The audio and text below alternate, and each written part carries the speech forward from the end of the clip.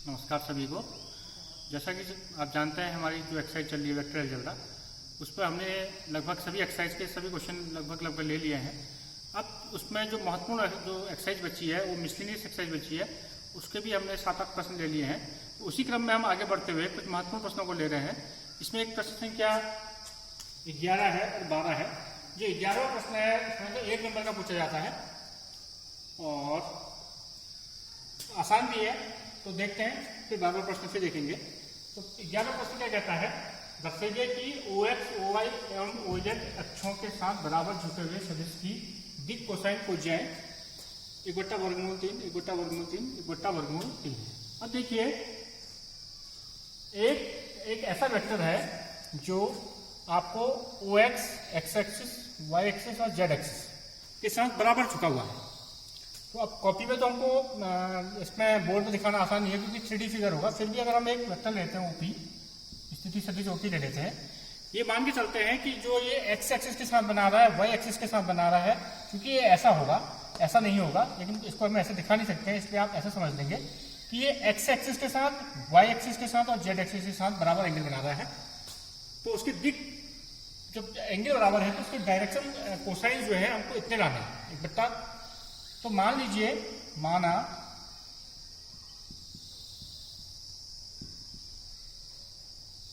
तो कोण है अल्फा है, जो झुका हुआ कोण हम मान लिया अल्फा है। तो अब दिक् कोज्याएं क्या होंगी, DCS जो होंगे इसके हम क्या लेंगे, वैसे क्या होता है हम क्या लेते हैं कॉस अल्फा, कॉस बीटा और कॉस गामा लिए जाते हैं जनरली। अब यहाँ पर क्योंकि ये अल्फा जो है एक्स एक्सिस के साथ बनता है, वाई बीटा एक्सिस के साथ और वाई एक्सिस के साथ, और हम ये मान लेते हैं कि गामा जो है जेड एक्सिस के साथ बना है। तो इसके कंडीशन में क्या है, अल्फा बराबर बीटा बराबर गामा दे रखा है आपको। तो हम क्या करेंगे, क्योंकि बराबर झुका हुआ है, तो कॉस अल्फा कॉस बी, ये भी कॉस अल्फा हो जाएगा, तीसरा वाला कॉस भी क्या हो जाएगा, कॉस अल्फा हो जाएगा। अब आप जानते हैं यानी कि एन, एम और एन तीनों क्या आगे, कॉस अल्फा आगे, सेम आगे। अब आप जानते हैं L square plus M square plus N square क्या होता है आपका 1 होता है। यानी कि अगर हम रख दें मान कॉस स्क्वायर अल्फा प्लस यहाँ पर भी cos square alpha plus cos square alpha रख दें, ये 1 आ गया। तो स्पष्ट है 3 cos square alpha equal to क्या आ गया आपको 1, यानी कि cos square alpha equal to 1/3।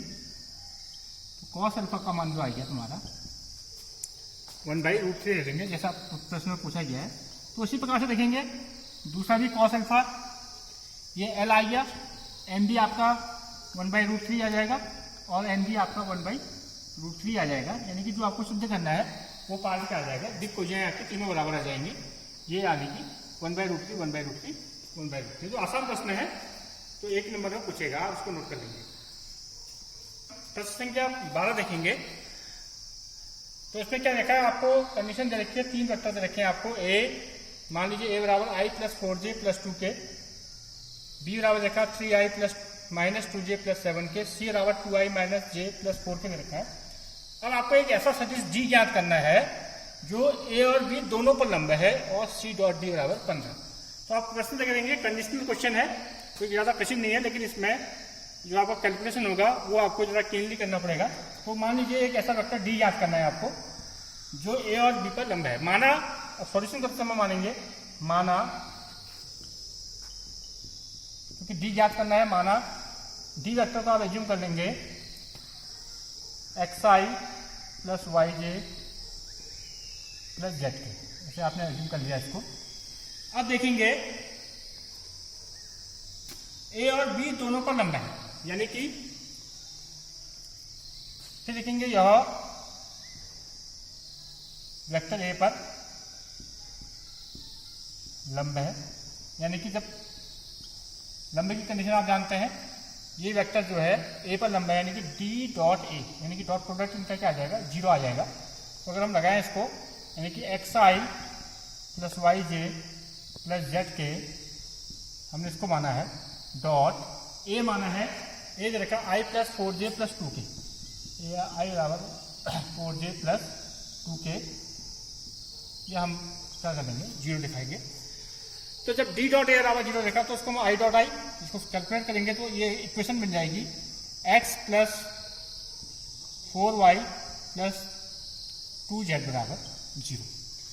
फिर इसी में आगे बढ़ेंगे। यह जो देखा आपको वेक्टर b पर भी लंब है, वेक्टर d जो है वेक्टर b पर भी लंब दे रखा है। फिर हम इसी वही कंडीशन लगाएंगे तो यानी कि xi plus yj plus zk dot ये है 3i minus 2j plus 70।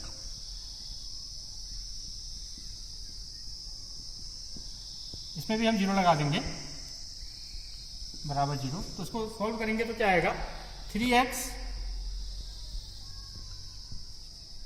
Minus 2y plus 7z बराबर 0। तो इसको हमने इक्वेशन 2 मान लिया। जो पहला वाला इक्वेशन निकली थी इसको हम फिलहाल इक्वेशन के रूप में लिख लेते हैं, इसको इक्वेशन 1 मान लेते हैं। और एक तीसरी कंडीशन भी जो लिखी है इसमें, ये c डॉट डी बराबर 15। थर्ड कंडीशन है c dot D, vector c और वेक्टर d का डॉट प्रोडक्ट जो दे रखा है आपको 15 दे रखा है। तो वेक्टर c का मान कितना है 2i minus j plus 4k dot D, फिर से हमने xi plus yj plus z के माना है बराबर 15 ले रखा है। तो हम देखेंगे इसको सॉल्व करते हुए 2x minus y plus 4z बराबर 15। तो आपके पास तीसरी नंबर की इक्वेशन ये आ गई। तो अगर आप x y z से कैलकुलेट कर लेंगे तो हमारा मान यहाँ इसको यहाँ रख देंगे तो आपकी जो रिक्वायर्ड इक्वेशन वो मिल जाएगी। तो अब देखना यह है कि कैसे हम इसको सॉल्व करें। 3 समीकरण बनाए। अब हमने आपसे कहा था कि x y z के मान बनाए हैं। तो जो पहली इक्वेशन ली हमने x plus 4y plus 2z बराबर 0, और हमने जो समीकरण नंबर 3 ले लिया है पहले 2x minus Y plus 4z बराबर 0। तो अब यहाँ पर अगर हम इसको 2 से गुणा कर दें तो ये बन जाएगी तुम्हारी 2x plus 8y plus 4z बराबर 0। और इसके साथ अगर हम इस समीकरण 3 के साथ, इसको समीकरण 3 है इसके साथ सब्ट्रैक्ट कर दें, ये समीकरण नंबर 2 थी, तो घटाने पर आप देखेंगे ये 1 और 3 को लेने पर और घटाने पर इसको 2 से गुणा कर दिया तो आपका 2x कैंसिल हो गया, 4z कैंसिल हो गया, तो ये 9y बराबर माइनस 15 मिला, y बराबर माइनस 5/3। अब y का जो मान है हम बाकी के जो बचे समीकरण इस पर रख देते हैं।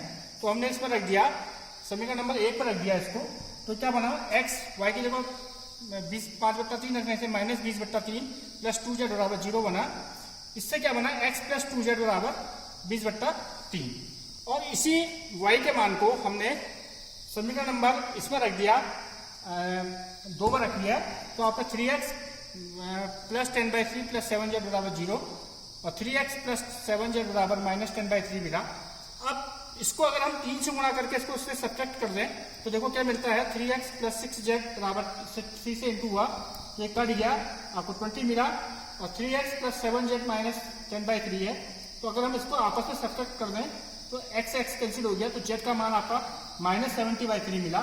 और इस z का मान हम इस समीकरण में रख देते हैं, इस वाले समीकरण में रख दिया हमने, इस z का मान यहाँ रख दिया, तो आपको क्या मिला x माइनस 140/3 बराबर 20/3 मिला, तो x बराबर आपका 160/3 मिला। तो अब आपको आंसर में निकालना था जो आपका समीकरण बना था d xi plus yj plus z के, आपको x y z तीनों के मान मिल गए हैं। और आप देखेंगे सब में 3 सब में आ रहा है, x के मान में भी आ रहा है, y के मान में भी आ रहा है और z के मान में भी 3 आ रहा है। तो हम जब उत्तर निकालेंगे तो हम 1/3 को बाहर ले लेते हैं। अब xi यानी कि x का मान कितना था आपका निकला था, x का मान 160/3 यानी कि 3 बाहर ले लिया 160i,